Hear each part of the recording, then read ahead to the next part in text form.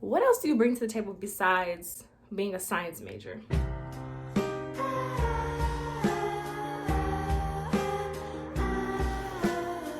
You're giving me science. You're just giving me grades. You're giving me no personality. You're not giving me much more to work with.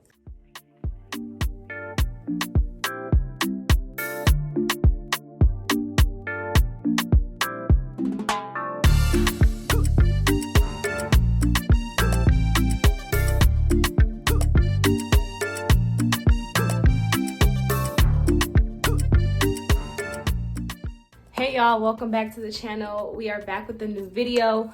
I'm really excited to talk to you guys today. This is for my pre-med babies, people who are going into college, people who are in college, people who are finishing their last semester.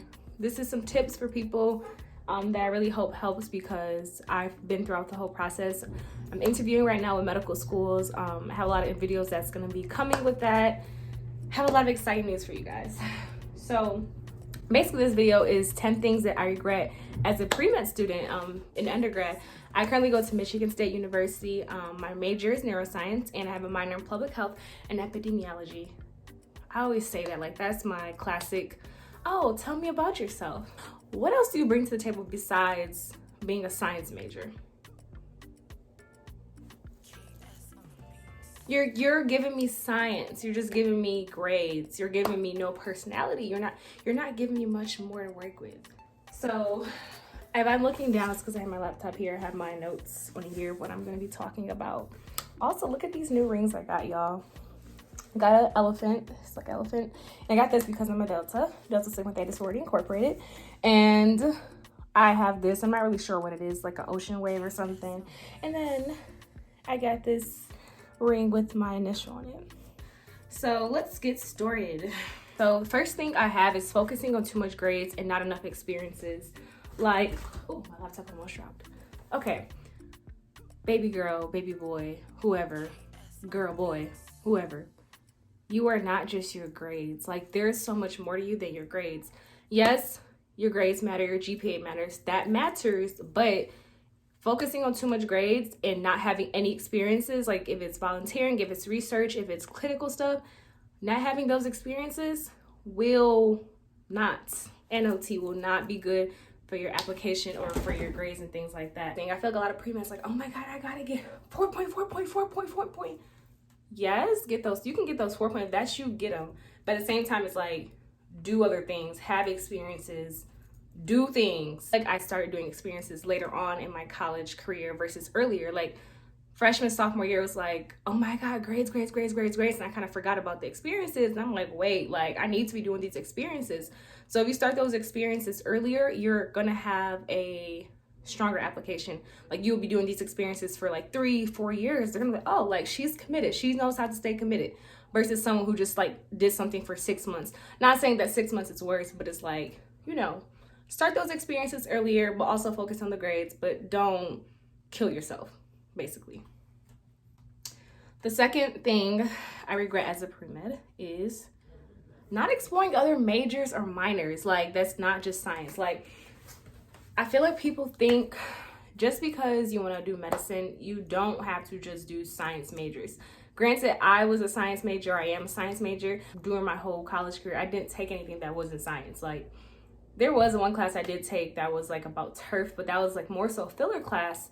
If I would have just taken a class that I was really passionate about, that would have been nice. So you don't have to just take majors that are science. You don't have to just take classes that are sciences or electives that are science. Like, no, explore, because first of all, you're paying colleges these money. Like, you're paying these people. So get your money's worth. If you're passionate about something, you want to learn more about something, do that. Yes, it may be a little harder in terms of getting like all the prereqs, like, okay, you have to take chemistry or physics, and if your major doesn't require that, you're gonna have to still take those classes, but that doesn't mean you can't major in like arts or social science or something. Like, do that. The third tip is to study efficiently. Like, y'all, it's 2021. It's no point to do things the hard way. Do it the smart way, the efficient way. Like, study efficiently, study smarter. And I feel like if I would have started those practices earlier in college, it would have helped me for my MCAT, because I feel like for my MCAT, I was just studying harder and it just wasn't clicking. But then there was a point where I started studying more smarter and more efficiently, and it was like, oh, this makes sense. I can do this. Once you start building those habits early on in college as a pre-med student, they're gonna carry on with you. Like, you're gonna be able to do the things continuously and into your future.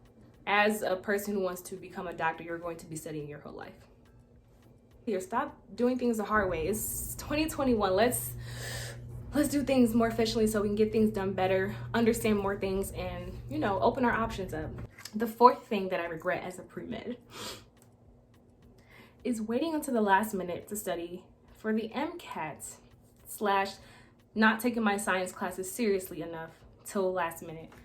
So these science classes that you take, to learn about science, take them seriously. Like, take them seriously. The more serious you take it, the more you're actually trying to learn and not just memorize, the easier it would be for the MCAT. Like, if I would have taken physics a little more seriously, the physics part wouldn't have probably been so hard because I would understand it because I took the physics class. But, you know, I was just like memorizing, forgetting, but it's like, I can't keep doing that. Granted, for some classes you can, and that's fine. You can memorize it again later. But if you really take those science classes seriously and try to actually understand the material and to learn it, not just to memorize it, it's going to stick with you. So then when MCAT time comes around, check, you got it. Because guess what? You know it. Like, you don't have to go back and relearn. You just have to kind of refresh. And start studying for the MCAT early. Like, I waited last minute and I suffered. Like, me waiting last minute, it was like, granted, some people can study, crash study and stuff, but I feel like for the MCAT, like, this is your whole life, basically, until you get into medical school. So it's like, try to actually start on time and plan out and start on time and ahead so you're not stressing yourself. Like, if you're waiting to the last minute a month before, granted, some people can do it, but it's like, why go through those things when I'm telling you not to do that, you know? Because I've been through that. So start early on. Don't wait last minute. It's going to save you so much stress. The fifth thing I regret as a pre-med. Granted, I did fix this mistake, though. So it's like, it's a regret, but it's a fixed regret. Fixed mistake. Network. Get it? Like, you got classes, you have school, you have a life, but you need to network and make those connections. Like, these teachers are people who are going to be like writing your letters of recommendations. If they don't know you, if they don't know your face, how are they going to write it for you? How can they really talk about what type of person you are? How can they talk about how loving, how kind, how hardworking you are if they don't know you? Like, I get that, you know, sometimes it's hard to talk to teachers because they're busy. You got this. Take like 10 minutes or something after class and talk to them. Like, you know, ask a question even though you already know the answer. Just show them that, okay, like, I'm trying to learn in your class. I'm taking this class seriously so they can get to know you better as a person. But you need to start networking and making those connections early on because they will help you. Even network with students, like, you know, have those study groups, have those friends or people who are going to support you and stuff. Like, make connections, network. Now, don't wait till it's 2 months before your application is due, because baby, it will not work out for you. There are like 1,000 plus pre-meds, 50,000. Start early. Sixth thing I regret as a pre-med, not shadowing enough or having more time to do clinical experiences, not making enough time to do those clinical experiences. I get that you want to do medicine, but don't base it off of Grey's Anatomy or like based on what someone told you. Like, you really should try to volunteer in hospitals. You should try to do some clinical experience, CNA, phlebotomy, EMT, anything, things that are clinical. You know, start doing those things so that way you can kind of have an understanding of what type of setting you're going to be in as a doctor. Like, granted, there's different settings you can work as a doctor, but shadow early. Like, if you do more shadowing, that's more connections that you're going to have. Doctors writing your letters of recommendations, like, that's huge. And the more you shadow, the more you're able to see, the more you're able to understand, okay, do I really want to do this field? Like, is this for me? Having those clinical experiences are really important. Like, yes, you shouldn't apply with no clinical experience or shadowing at all. Some people, granted there are people who get in without those, but you're going to be such more stronger applicant if you do have those clinical experiences and shadowing a doctor. And I know it's COVID times right now, so those are harder, but there are ways to work around it. There's a lot of virtual shadowing and virtual things you can do. Medical scribe online, like, don't limit yourself. 7th thing I regret as a pre-med is not taking time to breathe and just do all those fun things. There's a time and place for everything, like a time we need to study, a time to have fun, a time to do this, travel, go to parties, yada yada. That's like fine, but I feel like sometimes it was just like, oh no, I have to study. And granted, I was already studying, so it's like, how much more can you do? Like, take time to breathe. I did not breathe. I feel like I didn't breathe enough during college. Yes, I did breathe, but I feel like I could have breathed, taken more breaths, and taking more time for myself during college, because honestly, it's college again. Like, this is our college years. It's time to find yourself, time to explore, do different things, make those friends, connections, try this, try that out. Don't limit yourself to just doing pre-med things. Like, you're also a person, you're also a student, you're also a friend, someone's daughter, son, whatever. Like, don't just not breathe during college and just do pre-med. Don't always say no, but don't always say yes, because you always say yes, those grades will not. No. The 8th thing I regret as a pre-med: don't rush the application process and apply when you are ready. I was ready, but I wasn't. It was like, I'm just trying to put these things together and I'm just like kind of hoping. I sometimes feel like I definitely could have had a stronger application and just feel more confident in what I was putting in. And granted, you'll have those doubts time to time, but just apply when you're ready. Like, medicine is going to be here forever. I don't care how old you are, it's going to be here forever. Don't feel like you have to be pressured by your parents or by other students, admissions people, social media. Baby girl, this is your life. Don't let other people try to influence you and just do all these things. This is your application, your life, your stuff. The ninth thing I regret as a pre-med: backup plans.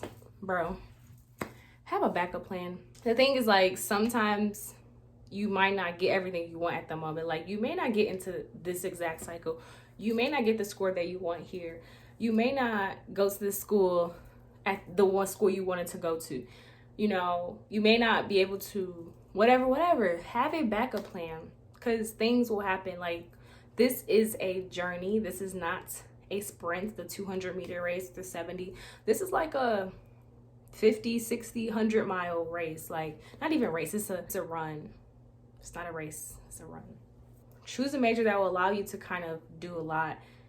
Like, for neuroscience, I'm not sure if I can do a lot if I were to graduate and not go straight into medical school. Like, what would I do with the degree? Granted, there are jobs you can apply for, but with neuroscience specifically, it's very limited in what you could do.